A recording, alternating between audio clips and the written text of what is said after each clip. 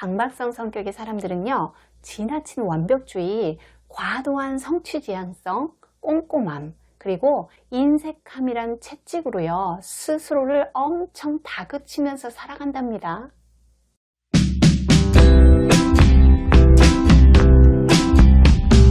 안녕하세요, 여러분. 상담심리사 뽀유예요. 잘 지내고 계시죠? 오늘은 강박성 성격에 대해서 알아볼게요. 강박성 성격을 지닌 분들도요, 나름대로 뚜렷한 특성이 있어요. 그 특성 첫 번째는요, 규칙이나 순서, 형식을 매우 중시한다는 거예요. 그들은요, 일을 할 때 구체적인 절차나 규칙이 확실하지 않으면요, 결정을 잘 못 내리면서 시간을 계속 허비하면서 아주 고통스러워해요. 규칙이나 원칙을 준수한다는 건 나쁜 게 아니잖아요. 근데 문제는 뭐냐면 융통성이나 유연성이 결여되고요. 아주 세세한 것에 그냥 굉장히 집착을 하면서 본래의 취지나 목적을 잃어버린다는 게 어려운 점이죠. 보고서를 너무 꼼꼼하게 검토하느라고요, 기간 내에 제출하지 못한다든가, 여행 스케줄을 빈틈없이 자르다가요, 여행을 떠나기도 전에 지쳐버리고 즐거움을 잃어버리기도 하죠. 강박성 성격의 두 번째 특성은요, 메마른 감정 표현과 정서적 억제를 둘 수 있어요. 그들은요, 너무 진지하고요, 칭찬이나 농담도 잘 하지 못해요.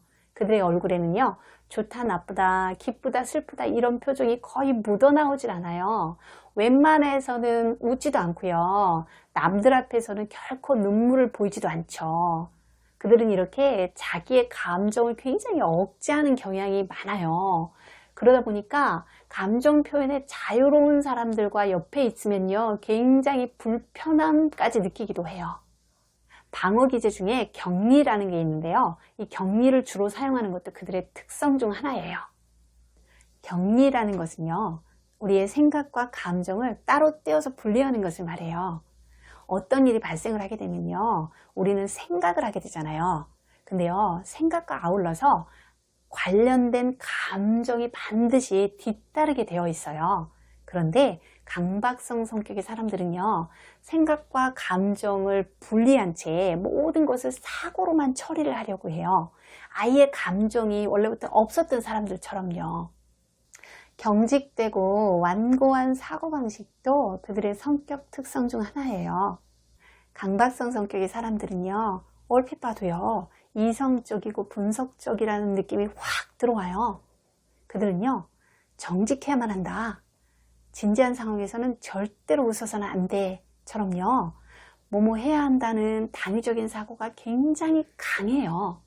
마치 누군가의 명령을 받기라도 한 것처럼요, 스스로를 속박하면서 아주 완고한 모습으로 살아가요. 뭐뭐 해야 한다는 생각을요, 반드시 지키려다 보니까 경직되면서요, 긴장과 불안함이 늘 함께 하죠. 우리가요, 누구나 한 번쯤은 주민센터 같은 관공서에 가서 일을 처리할 때요, 원칙이 그런 걸 어쩝니까? 개인적인 사정은 알아서 하십시오, 이렇게 말하는 직원 때문에요, 화가 치솟고요, 가슴이 답답해진 경험이 있을 거예요. 지나치게 도덕적이고 양심적인 것도 강박성 성격을 가진 사람들의 특성이죠. 이들은요, 도덕적 기준이 과하고요, 자신이 옳다고 믿는 틀에서 벗어나게 될까봐 자기 통제가 매우 심해요. 또 지나치게 양심적이라서요, 어떤 옳지 못한 일에 대해서 생각만 했을 뿐인데 행동을 하지 않은 상태인데도요, 지나치게 죄책감과 수치심을 느끼게 되죠. 예를 들어서 평소에 너무 얄밉게 구는 동료가 옆에 있을 때요, 등짝을 탁 때리고 싶은 욕구가 일었다고 쳐요. 단지 이렇게 생각만 했을 뿐인데도요, 넌 옳지 않아, 그렇게 마음이 좁아서 어디에 쓰겠냐 도대체, 이러면서 자신을 엄청 질책하죠. 수시로 욕구를 차단하고 행동을 컨트롤하니까 이 정도지, 넌 정말 형편없어 라면서 자신을 평가절하하는 경향이 아주 짙어요. 여섯 번째 특성은요, 일 중독이에요. 그들은 마치요, 일을 위해서 태어난 사람 같아요. 그래서 절대로 쉬지를 못해요. 내 가치는 내가 성취한 것에 비례해 라는 생각 속에서 매몰되어 있는 것만 같아요. 대기업에 근무하는 재신 씨는요, 일 중독이에요. 항상 성과에만 매달리다 보니까요, 일상생활에서의 소소한 즐거움을 잃어버리고 살아요. 어느 날 벼르고 별러서요, 친구와 함께 영화를 보러 갔어요. 근데 영화를 보는 도중에요, 미처 처리하지 못한 업무 생각이 나는 거예요. 불안해지면서 도통 그 다음부터는 영화가 눈에 안 들어오는 거 있죠. 강박적인 사람들은요, 새로운 사람을 만나게 될 때요, 무슨 일을 하시나요? 라는 질문을 잘해요. 그들은요, 일로 아주 바쁘게 지낼 때 떳떳함을 느껴요. 그러니 일이 없는 주말에는요, 자칫하면 우울해질 수 있죠.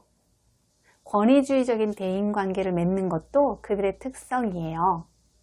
그들은요, 사람들과 친한 것 같긴 같은데요, 격식 있고 정중한 태도 때문에 그런지 뭔지 모르게 거리감이 느껴져요.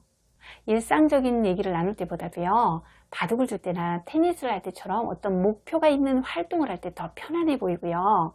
자동차나 컴퓨터, 정치, 환경 문제 등의 지적인 이야기를 할 때요, 활력과 박식함이 훨씬 더 잘 느껴지죠. 윗사람에게는요, 공손하고 알랑거리면서 아첨도 잘하는 편이에요.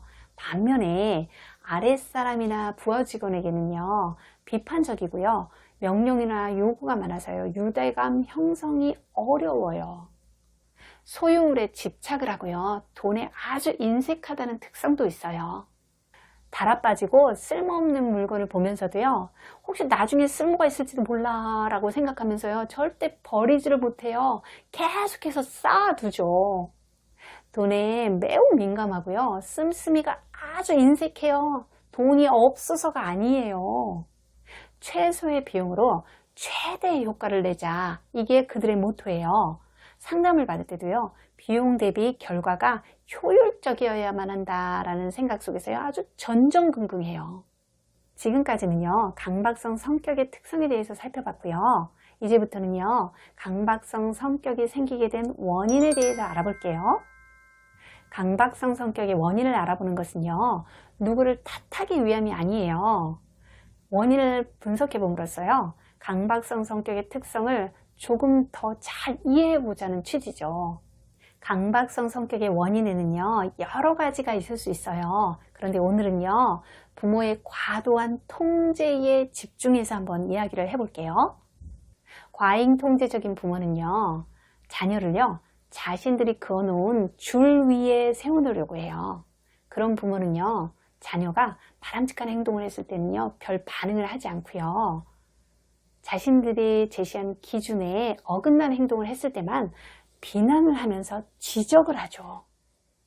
그러다 보니요, 자녀는요, 부모가 제시한 규칙이나 규율을 잘 지키려고 아주 올인을 하면서요, 자기가 뭘 잘하는지에 대해서는 잘 모르게 돼요.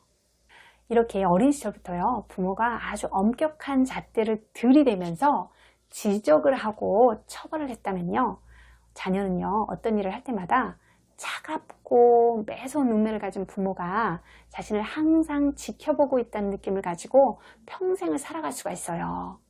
그래서요, 시험 문제 20개 중에서요, 오직 틀린 한 문제에만 집착하는 학생이 생겨나기도 하고요. 어떤 피아니스트는요, 혼자 연습을 하다가도 자신의 엄마가 그랬던 것처럼요, 자신의 부족한 점을 지적하면서 괴로워하죠. 또 어떤 사람은요, 현관에 신발이 가지런히 정리되어 있어야만 직성이 풀리는 사람도 생겨나게 돼요. 부모의 과잉 통제는요, 이렇게 자녀가 기준과 원칙에 집착을 하고요, 실패를 두려워하면서 자기를 비난하고 만족감을 느낄 수 없는 강박적인 성격으로 성장하도록 할 가능성이 커요. 강박적인 아이들은요, 청년기가 되면서요, 자신의 마음과 행동을 규제하는요, 무자비한 양심을 발달시키게 돼요. 이 양심은 모든 상황에서 적절한 행동을 지시하고요, 만일 자신이 규칙이나 규율, 관습에서 이탈을 하게 되면요, 스스로 죄책감을 불러일으키면서 자신을 처벌하죠. 예를 들어서 횡단보도를 건널 때는 선 밖으로 나가서는 절대 안 돼. 인사를 하기 싫어도 절대로 해야 돼. 이와 같은 양심의 소리에 스스로가 따르지 못하면요, 자기 자신을 형편없다고 평가절하시키면서 책망을 한다는 거예요. 그들이 보이는 정확성, 도덕적인 태도, 완벽주의, 질서정연함, 규칙의 엄수 등은요, 성숙한 내면의 힘으로부터 비롯된 것이 아니고요, 권위에 대한 두려움에서 파생된 것으로 보여요. 지금까지 강박성 성격의 특성과 원인에 대해서 살펴봤어요. 장애 수준까지는 아니더라도요, 강박성 성격의 특성을 가진 사람들이요, 상당히 많아요. 오늘 영상을 통해서요, 우리 자신과 주변인들에 대해서 좀 더 이해의 폭이 넓어지기를 바라요. 구독과 좋아요 잊지 마세요. 다시 만나요.